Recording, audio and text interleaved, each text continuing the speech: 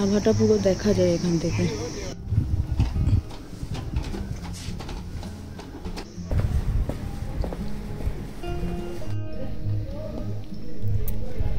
এখানে যে ইনস্টিটিউটটা রয়েছে তার হোস্টেল এটা। এখানে এই হোস্টেলে সব স্টুডেন্টরা থাকে। বেশ সুন্দর, দেখো একটা ছাদের সাথে আরেকটা ছাদের কানেকশন, আবার স্কুলের সাথে হোস্টেলের কানেকশন, সব মানে এই যে সব ইন্টার কানেক্টেড।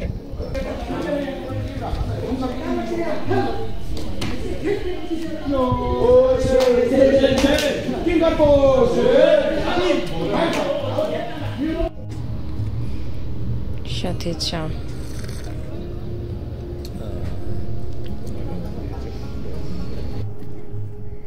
ওই যে নিচে রাস্তায় ছোট ছোট গাড়ি দেখা যাচ্ছে, বাবারে এখান থেকে পুরো দেশলাইয়ের বাক্সের মতন লাগছে।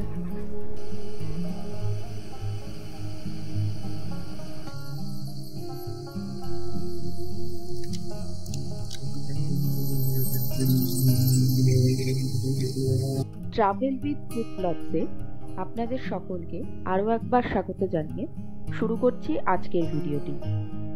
কলকাতা টু কালিম্পংয়ের ফার্স্ট পার্টে আমরা পৌঁছেছিলাম কিন্তু প্রথম দিন মালবাজার পর্যন্ত।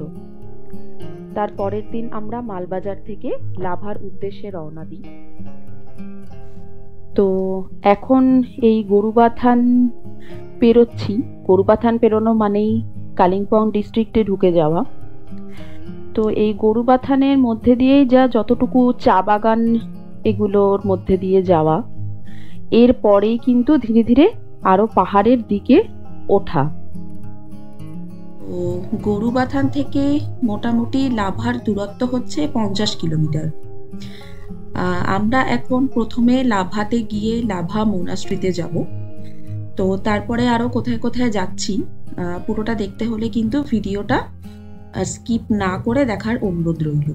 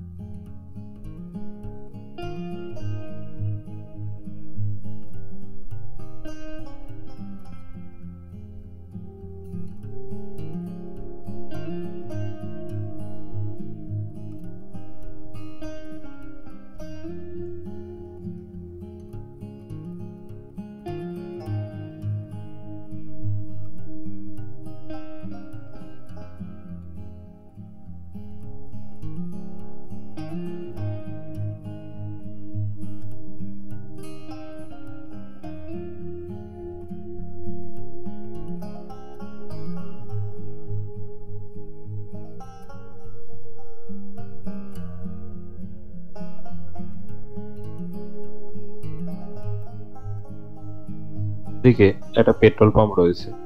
তো এই পেট্রোল পাম্পটা থেকেই মোটামুটি যে সমস্ত গাড়ি লাভার দিকে যায় সবাই তেল ভরে নেয়। তো আমরাও এখান থেকে কিন্তু তেল ভরে নিয়েছিলাম।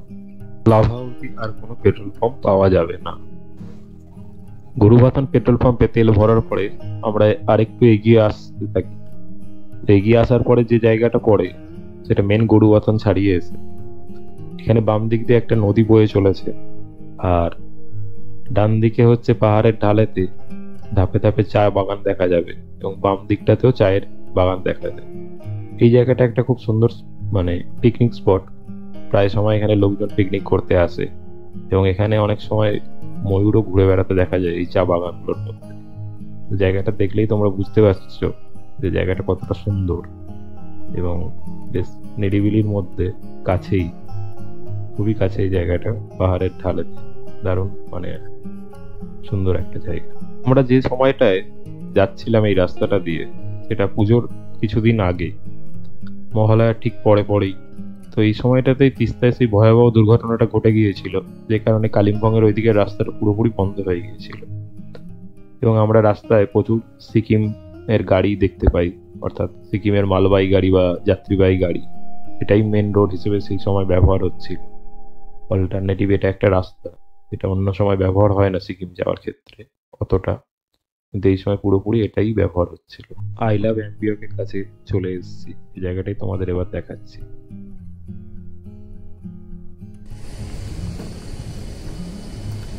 অ্যাম্বিয়ক বলে একটা জায়গাতে এখন আমরা আছি।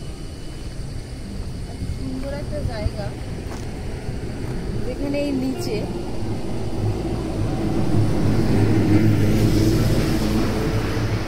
পাহাড়ি নদী, তার সাথে কাশফুল, তার সাথে পাহাড়, এটা খুব সুন্দর কম্বো না? সবারই দেখে মনটা পুরো একদম খুশি হয়ে যাবে। খুব সুন্দর জায়গা।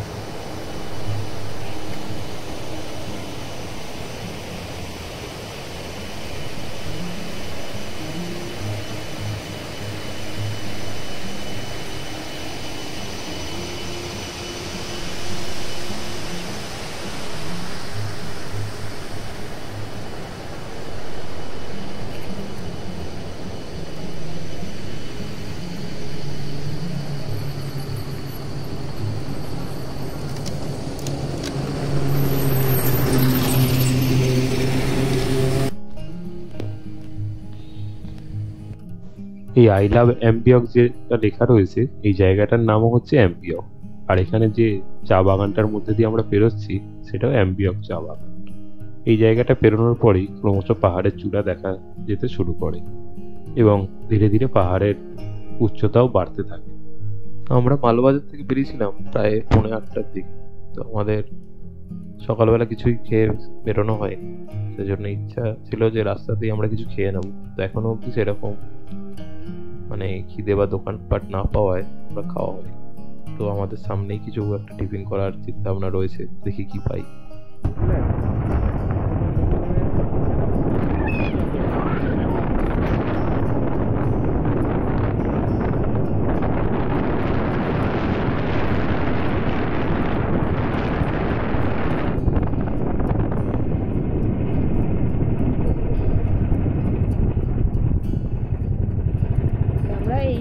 এই পাশের পাহাড়টাতে ঘুরে ঘুরে ঘুরে ঘুরে উঠলাম, দিয়ে এখন আবার নামছি।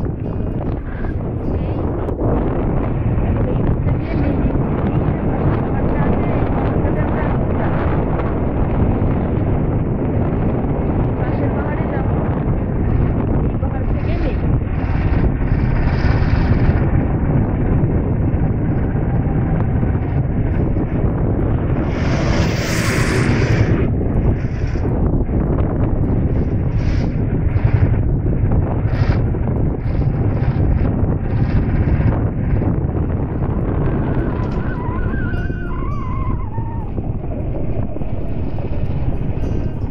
কি ব্রিজ জিজ্ঞাসা করতে হবে। দেখি ওই জায়গাটাতে একবার নামবো, আমার শর্ট বানাবো আগের বারের মতো।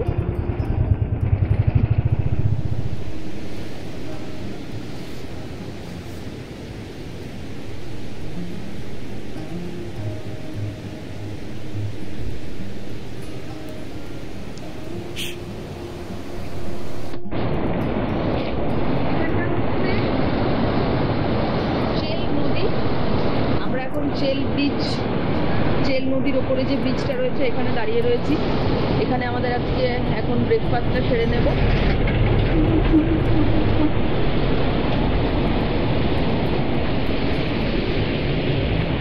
বেশ কয়েক দোকান রয়েছে এখানে।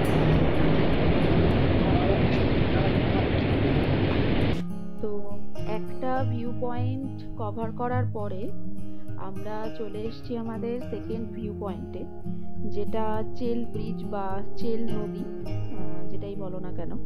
তো এইখানে এসেই আমরা ব্রেকফাস্ট করব বলে ঠিক করলাম, কারণ এখানে বেশ অনেকগুলো দোকানের অপশান রয়েছে আর কোনটাতে যাব ডিসাইড করে উঠতে পারছিলাম না। তো যাই হোক, সবগুলো দোকানে মোটামুটি সেমই। তো পাহাড়ে যখন এসেছি মোমো তো খাবই, তো মোমো দিয়েই আজকের ব্রেকফাস্ট। আসলেই পাহাড়ি এলাকার যে মোমো, সেটার প্রতি আমার দুর্বলতা বহুদিনেরই। তো এখানে এখানের যে মোমো, সেটা আমি প্লেন্সেও অনেক জায়গাতে মোমো খেয়েছি, কিন্তু এরকম মোমোর টেস্ট আমি মানে পাই না আর কি প্লেন্সে কোথাও। তো যাই হোক, এখানে এখন এই নদীর ভিউ দেখতে দেখতে ব্রেকফাস্ট করব।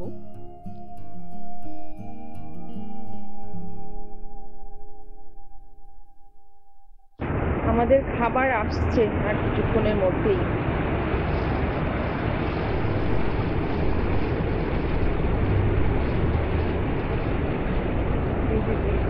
আমরা এখন এই সুন্দর জায়গাটাতে বসে তারপর আমাদের ব্রেকফাস্ট সারবো। দেখো এদের এটাতে জল আছে, কি সুন্দর দেখতে না, খাবার জল।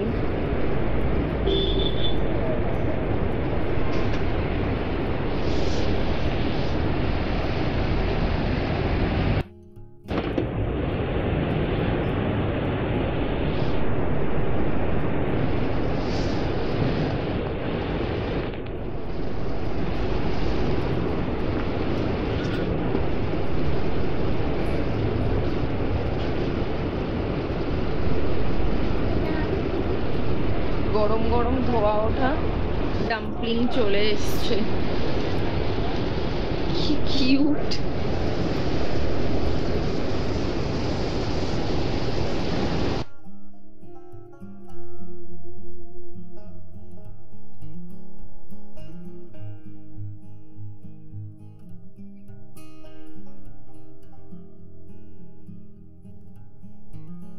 কোনো ট্রাভেল এজেন্সির সাথে যাওয়া আর নিজেরা নিজেদের গাড়িতে যাওয়া, সেটা বাইক হোক বা 4 চাকা হোক, দুটোর মধ্যে কিন্তু আমার কাছে পার্থক্য মনে হয়।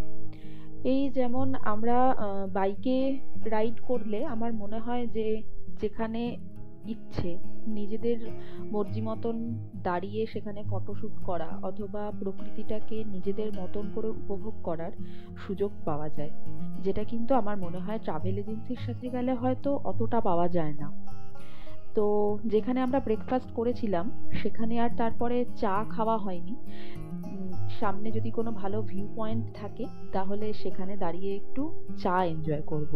আর দেখো বলতে বলতেই এরকম একটা সুন্দর ভিউ পয়েন্ট পেয়েও গেছি। তো এখানে এই দাদাটার দোকান থেকে চা খাবো ভাবলাম। নির্জন কোনো জায়গাতে যেখানে দোকান মানে বলতে গেলে হাতে গোনা একটা কি দুটো, সেরকম জায়গাতে যেখানে ভিউটা খুব সুন্দর দেখতে পাওয়া যায়, সেখানে কিন্তু 1 কাপ গরম গরম চা আর সাথে এই পাহাড়, এটা কিন্তু খুব সুন্দর একটা কম্বিনেশন। ওই যে নিচে রাস্তায় ছোট ছোট গাড়ি দেখা যাচ্ছে, বাবারে এখান থেকে পুরো দেশলাইয়ের বাক্সের মতন লাগছে, কতটা উঁচুতে। আমার তো ঠান্ডাও লাগছে। এইখানটাতে আসার টাইমে রোদটা পেয়েছিলাম। আকাশটা পুরো ক্লিয়ার নেই, তাই পুরো ক্লিয়ার থাকলে ওইখানে নদীটা দেখা যায়, সেল বয়ে যাচ্ছে, এই টার্নিং গুলো পুরোটা কভার করে। দারুণ একটা ভিউ এটা। হঠাৎ করেই মেঘ হয়ে গেছে, মানে আমরা আসার পথেই মানে পুরো রোদে এলাম আর কি। এইখানে একটু হাইটে উঠতে না উঠতে উপরটা ক্লিয়ার হয়েছে, পুরো মেঘ করে আছে দেখো, বাট খুব সুন্দর ভিউ। জানি না ক্যামেরাতে কতটা আসছে সেটা বলতে পারবো না, ভিউটা খুব সুন্দর। চারিদিকটা একটু দেখায়। পাহাড়ি লোকজন আমার খুব ভালো লাগে, ওরা খুব ভালো।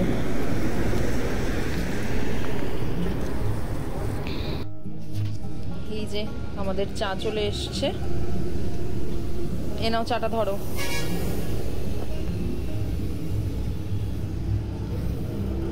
এবারে চা খেতে খেতে এরকম একটা ভিউ এনজয় করবো, সুন্দর।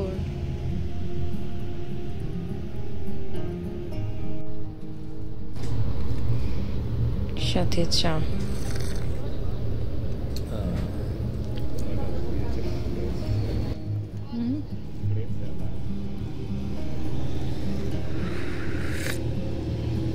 সে পুরো জিগজ্যাগ রাস্তাটা দেখা যাচ্ছে।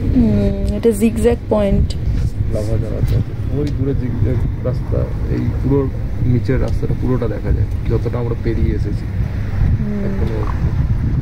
ওই দূরে পাহাড়ের মাথায় বাড়ি, কি সুন্দর জিগজ্যাগ, পুরো জিগজ্যাগ রাস্তাটা উপর থেকে পুরো দেখা যায়। এটা একটা দারুণ মনে হয়। পাহাড়ে ঘুরে ঘুরে ঘুরে যে রাস্তা উঠেছে নেমেছে পুরোটা শো হয়।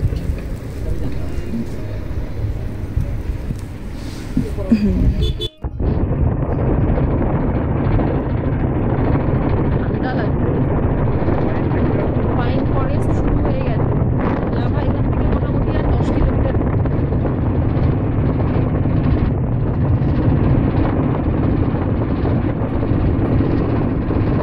মোটামুটি 5000 ফিট উচ্চতা।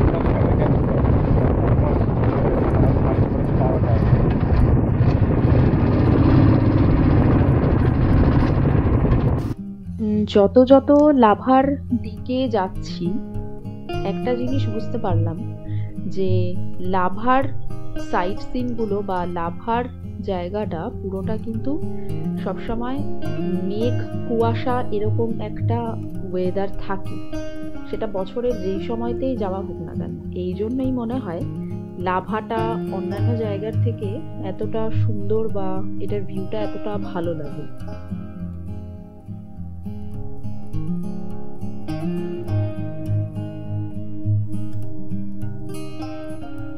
আর এই তো এখন দেখতে দেখতে লাভাতে ঢুকে গেলাম। এই যে দেখো দূর থেকে লাভার শহরটা পুরো দেখা যাচ্ছে। এখন ফার্স্টে আমরা যে সাইট সিনটা কভার করব সেটা হলো লাভা মনাস্ট্রি।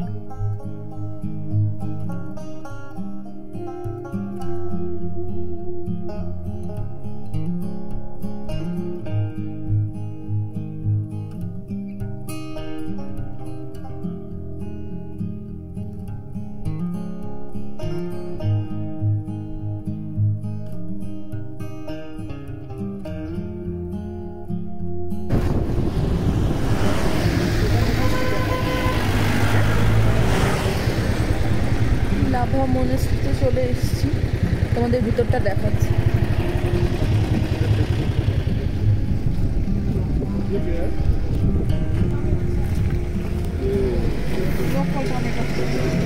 Local tomato.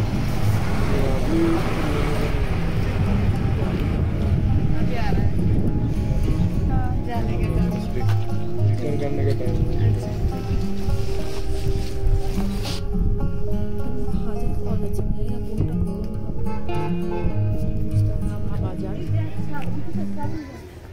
এখানে অনেকগুলো রেস্টুরেন্ট আছে, দেখো টি জাংশন, হোটেল টিবেট। এই লাভা বাজারের এখানেই হচ্ছে মনাস্ট্রিটা। হ্যাঁ, হোটেল তো প্রচুর আছে, থাকার হোটেল প্রচুর আছে। এই দিকে আছে, এই দিকটাতে রয়েছে। এখন আমরা মনাস্ট্রিতে ঢুকবো।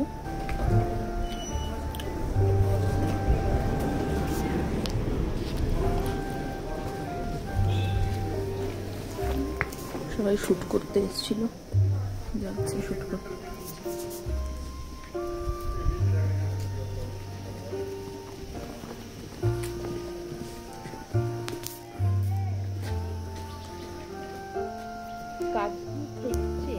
লিঙ্গমঠ, যা রত্নঋষি বিহার বৌদ্ধ গুম্ফা বা সহজভাবে লাভা মঠ নামেও পরিচিত।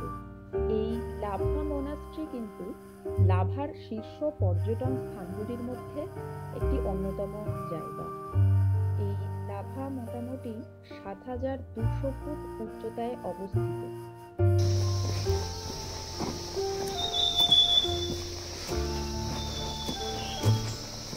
এখানে বসার জায়গা আছে, ফুল গাছ,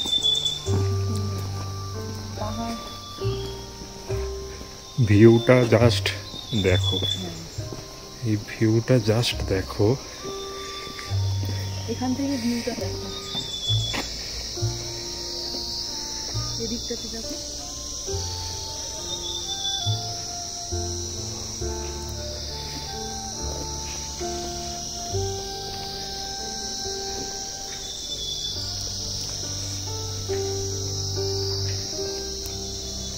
কালিম্পংয়ের অন্যতম এটা একটা মনাস্ট্রি, বড় এবং সাজানো গোছানো সুন্দর একটা মনাস্ট্রি। এটা লাভা মনাস্ট্রি নামে পরিচিত। সব থেকে বড় মনাস্ট্রি এটা মনে হয় এখানের মধ্যে। একদমই তাই।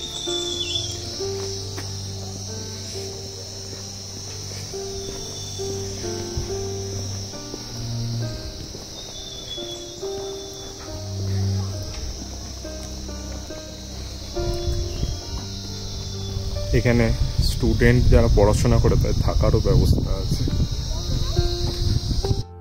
আসার সেরা সময় হলো অক্টোবর থেকে এপ্রিল, কারণ এই টাইমটাতে আবহাওয়া শীতল এবং এখানের যে দর্শনীয় স্থান বা কেউ যদি ট্রেকিং করতে যায় সে ট্রেকিং করতে পারে এবং গ্রাম ঘুরে দেখার জন্য খুব দুর্দান্ত।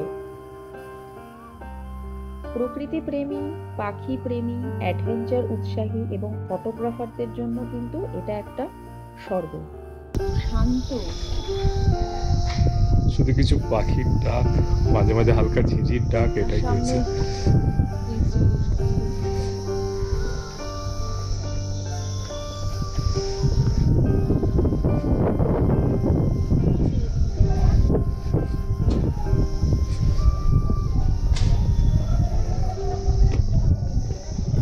এখানে স্কুল থেকে এক্সকারশনও আসে। এখানে একটু আগে একটা সিন দেখি।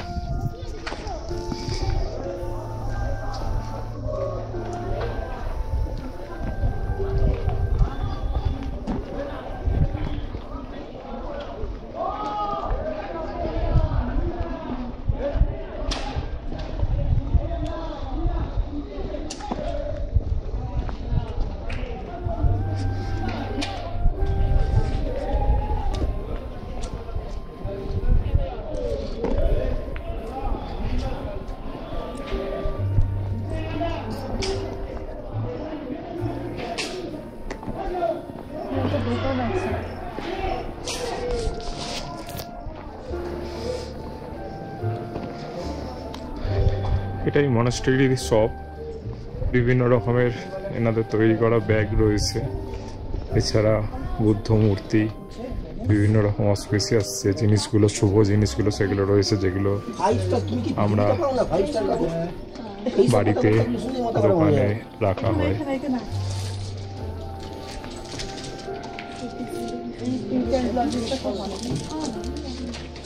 ম্যাগনেট, খুব সুন্দর ম্যাগনেট। বেশি জিনিস আশেপাশে সব করেছিল, মনে আছে সব নিয়ে গেছিলাম, ওটা সেটা সব ফিরে পড়েছিল। এখানে শোপিস রয়েছে, বুদ্ধ মূর্তি। ঠিক আছে, চল দেখছি আমি। হলিস বিস্কুট খাবি, যেগুলো ওখানে পাওয়া যায়, ব্রিটানিয়া বিস্কুট, হলিস বিস্কুট খাবি বারবার। সেই ঢাকনা দেওয়া কাপ যেটা আমরা নেপালের পশুপতি মার্কেট থেকে কিনেছিলাম। শুভ জিনিসগুলো সেগুলোই এখানে রাখা হয়, যেগুলো বাড়িতে সুখ সমৃদ্ধি এগুলো নিয়ে আসে, বাড়ির জন্য ভালো, পরিবেশ ভালো করে। 1987 সালে বৌদ্ধ সম্প্রদায় লাভার স্থানীয় সম্প্রদায়কে একটি মঠ নির্মাণের জন্য তৃতীয় জামগন কংট্রুল রিনপোচেকে 3 একর জমি অফার করেন। আগে মাত্র কয়েকজন সন্ন্যাসী নিয়ে জায়গাটি শুরু হয়েছিল, কিন্তু সময়ের সাথে সাথে সংখ্যা বাড়তে থাকে। বর্তমানে এটি 110 জনেরও বেশি সন্ন্যাসীর থাকার ব্যবস্থা করে। বলতে গেলে লাভার অনেকটা কম, প্রচন্ড হাওয়া দিচ্ছে এবং রীতিমতো বেশ ঠান্ডা ঠান্ডা ভাব লাগছে।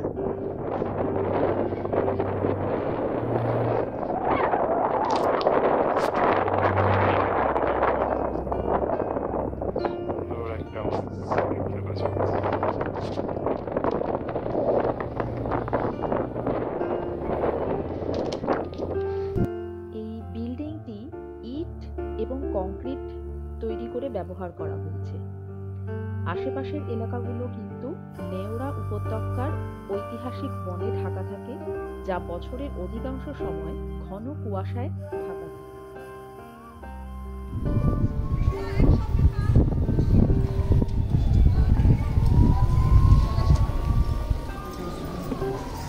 এখানে যারা স্টুডেন্ট রয়েছে, যারা এখানে থাকে, তারা আসছে।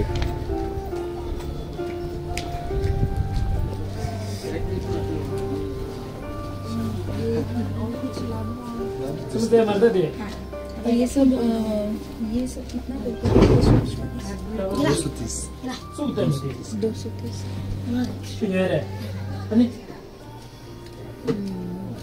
এগুলো বাড়িতে और ये वाला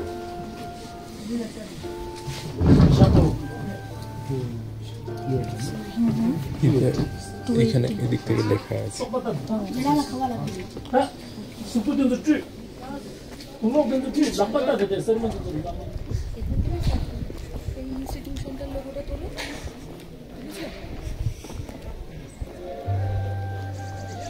দ্য রিকফে দর্জি ইনস্টিটিউট। কাগজ থাকছেন লেং মনাস্ট্রি, যদিও লাভা মনাস্ট্রি নামে এটা বেশি পরিচিত।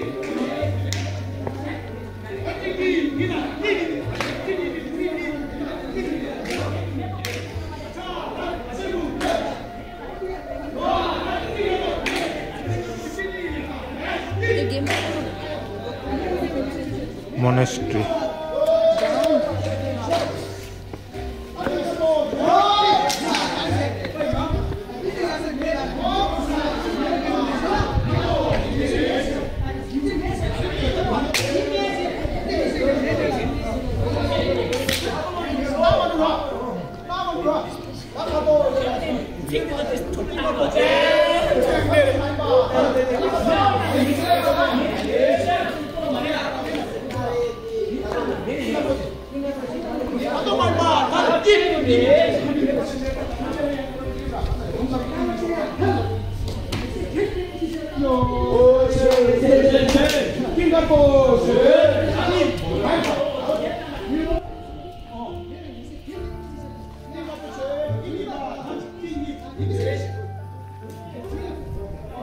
বিশুদ্ধ প্রশান্তি আর তার সাথে থাকা পাখির কিচিরমিচির পরিবেশের সাথে এই জায়গার সৌন্দর্য কিন্তু কেবল অতুলনীয়, যেটা তোমরা দেখতেই পাচ্ছ।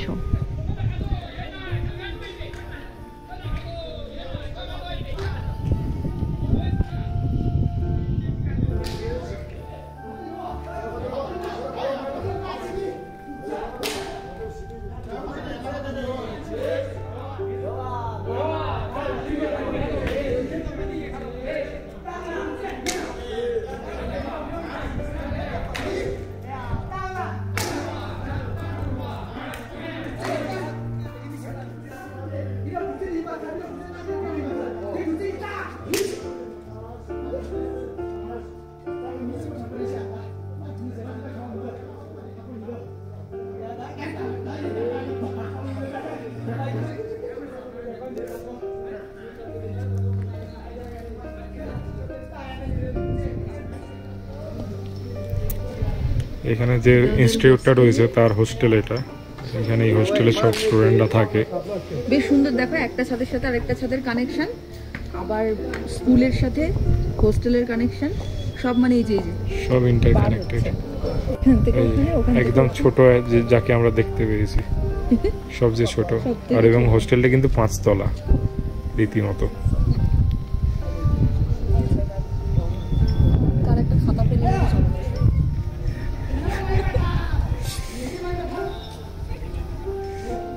এইদিকে ক্লাসরুম আছে।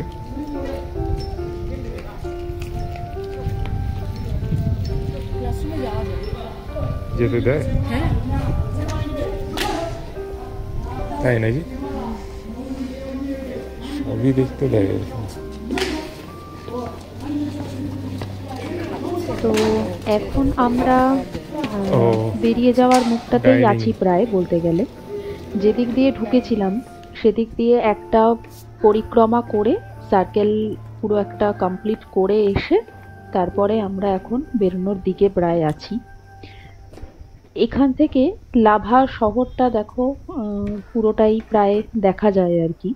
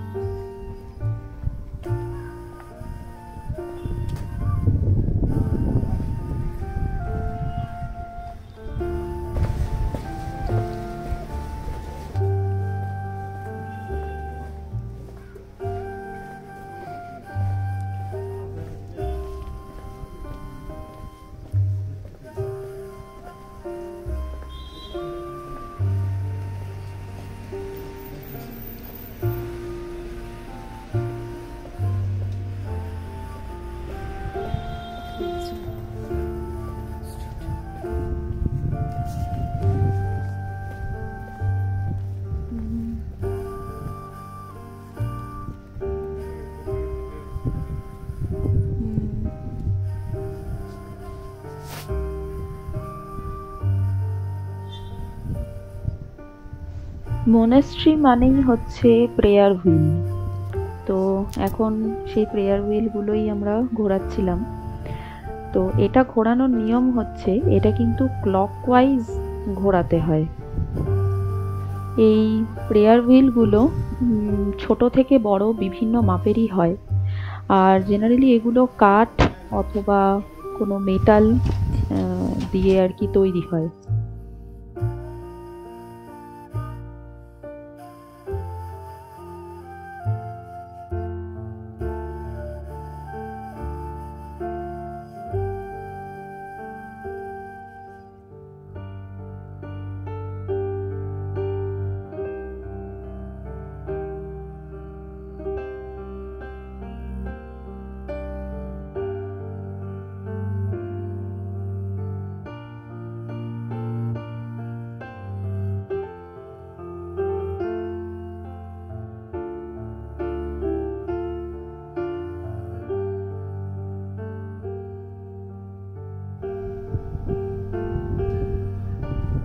লাভা মোনাস্ট্রি থেকে বেরোনোর পরে আমরা লাভা থেকেই সেদিনের লাঞ্চ সেরেছিলাম।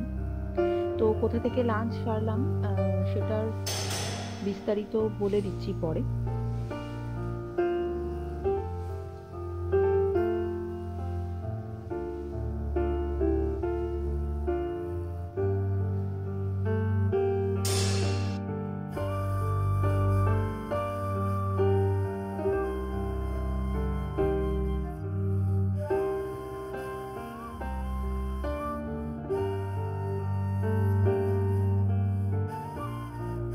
আমরা যেহেতু লাভাতে স্টে করিনি, তাই আমরা রাচেলা পিকে যাইনি। তো তোমরা যারা যারা লাভাতে স্টে করবে তারা অবশ্যই রাচেলা পিকে যাবে। তো ওটা আগের দিন টিকিট কেটে রাখতে হয়, পরের দিন যায় সবাই সানরাইজ দেখতে মূলত। তবে অনেকেই বলে যে ওখানে সানসেটও নাকি খুব ভালো দেখা যায়, সাথে বিভিন্ন ধরনের পাখির সমারোহও ঘটে। না থাকলেও লাভাতে কি কি হোমস্টে বা ওখানে গিয়ে তোমরা কোথায় থাকতে পারো সেটা আমরা আসার সময় সেই হোমস্টের ডিটেলসটা ডেসক্রিপশন বক্সে মেনশন করে দেব।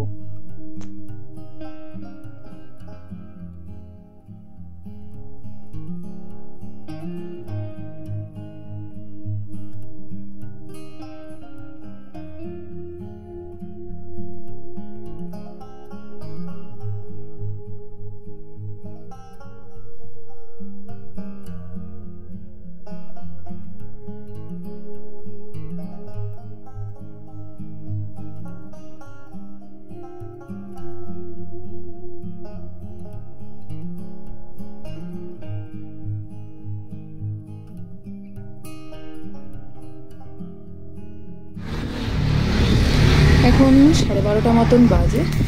আমরা এই হোটেল দেব এইটাতে ঢুকলাম লাঞ্চ করার জন্য। তো একদম বাঙালি খাবারও পাওয়া যায়, আবার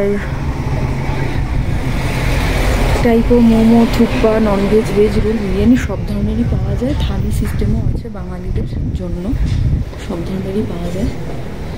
এখন দেখি এখানে মেনুতে কী আছে। এখানে রান্নাবান্না চলছে। এখন যেখানে আমরা দাঁড়িয়ে আছি এটা হচ্ছে লাভা ভিউ পয়েন্ট। এখানে এই পাইন ফরেস্ট রয়েছে, খুব সুন্দর।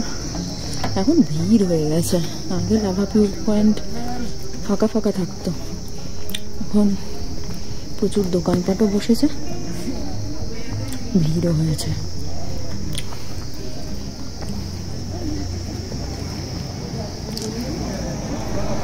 কিরকম ভিড়টা হয়েছে দেখেছো?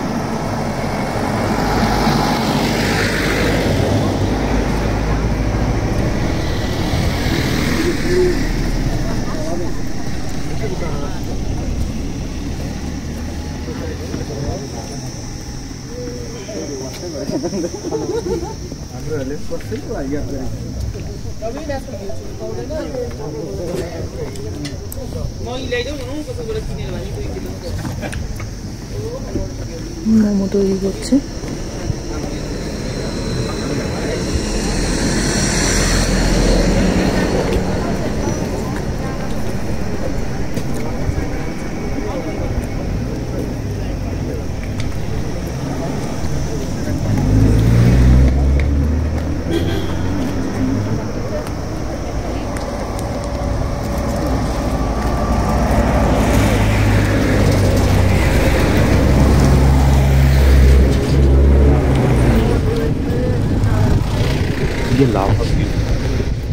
থেকে ওঠা যায়। লাভা পাতা লেখা রয়েছে বড় বড় করে। এটা কিন্তু আজ থেকে 2 থেকে 3 বছর আগে এটা ছিল না।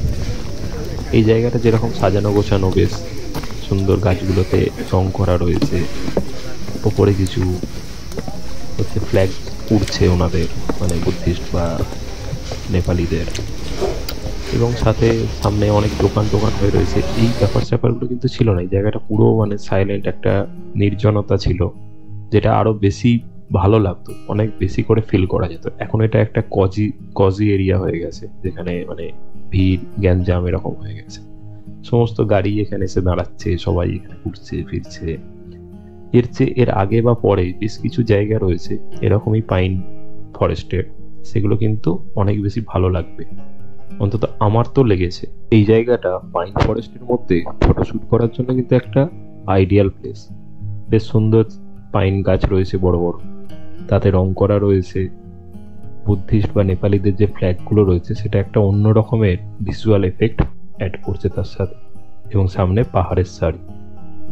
কিন্তু আমি যদি শুধুমাত্র পাইন ফরেস্টের মধ্যে যে নির্জন, যে পিস, সেটাকে যদি ফিল করতে চাই, তাহলে কিন্তু এই জায়গাটা ঠিক তার সাথে খাপ খাচ্ছে না।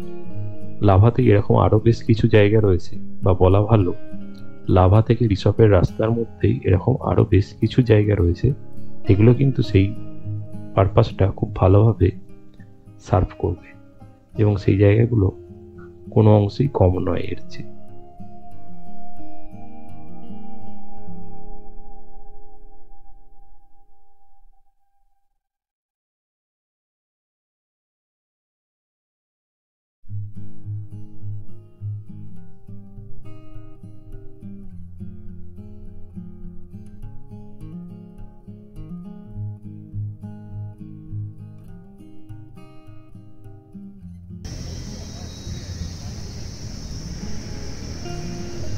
কত বড় বড় পাইন গাছ।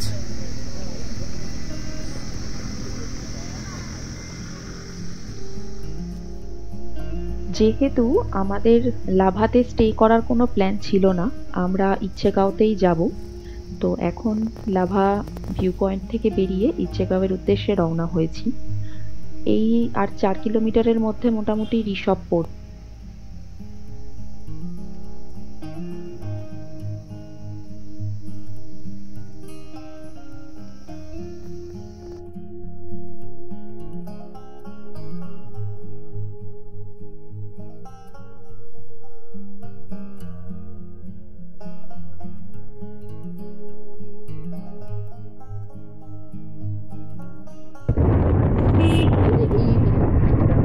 এইখানটা নাকি এদিক দিয়ে সব চলে যাচ্ছে ঋষভের রাস্তাটা। তো এবার লাভা থেকে বেরিয়ে ইচ্ছেগাঁওয়ের উদ্দেশ্যে রওনা দিলাম। এর পরের পার্টে কিন্তু ইচ্ছেগাঁও নিয়ে ভিডিও থাকবে, তো তোমরা এর পরের পার্টও কিন্তু দেখবে। আর হ্যাঁ, অবশ্যই যারা যারা চ্যানেলটাকে সাবস্ক্রাইব করোনি প্লিজ সাবস্ক্রাইব করে নিও, এবং পাশে থাকা বেল বাটনটাকে কিন্তু অবশ্যই প্রেস করে দিও, যাতে আমাদের ভিডিওগুলো আসলে তোমাদের কাছে সবার আগে যেন নোটিফিকেশনটা চলে যায়। তাহলে সবাই ভালো থেকো। আজকের মতন টাটা, দেখা হচ্ছে পরবর্তী একটা ভিডিওতে।